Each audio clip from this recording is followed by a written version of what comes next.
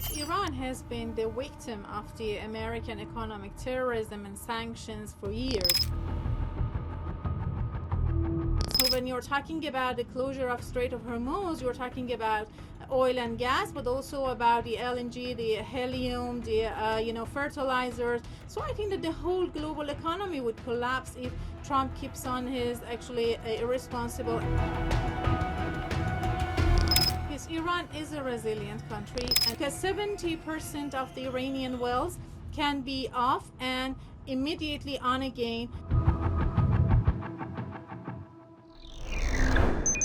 Yes, Iran has been the victim of the American economic terrorism and sanctions for years, and it was isolated from the global financial market for years. So maybe these numbers are partially right, indicating actually a difficult suffering in economic realm. But the fact is that having a sustainable security is a very basic need when Iran that has extended borders with different countries.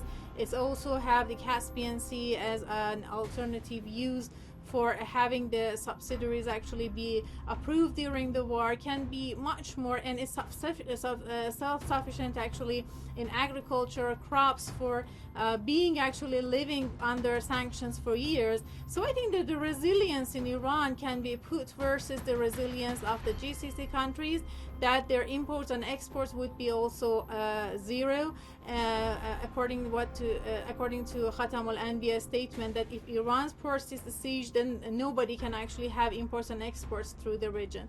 And also the global market. So when you're talking about the closure of Strait of Hormuz, you're talking about oil and gas, but also about the LNG, the helium, the fertilizers. So I think that the whole global economy would collapse if Trump keeps on his actually irresponsible act of blockade and not accepting its humiliation in war, as the German Chancellor actually mentioned.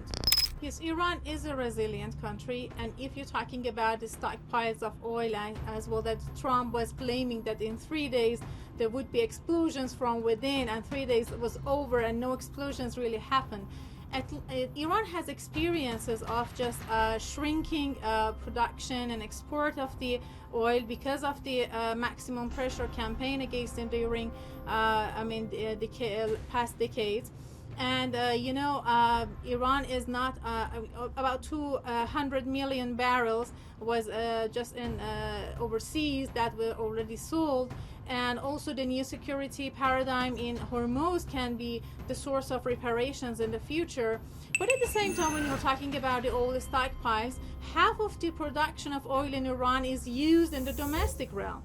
And the other one, the other half can be also the Bloomberg and tanker trackers indicate the export of Iran has not becoming zero. There are ships that are going and coming, however, with difficulties. And I think that IRGC is going to protect its ships in future. Maybe some skirmishes and conflicts even would be started in the Strait of Hormuz if the United States is insisting on keeping on the blockade. But anyway, the stockpiles, even shutting down the wells, is not something that Iran can't actually manage, because 70% of the Iranian wells can be off and immediately on again, despite the claim of Trump that it would be exploded from within, and it didn't happen.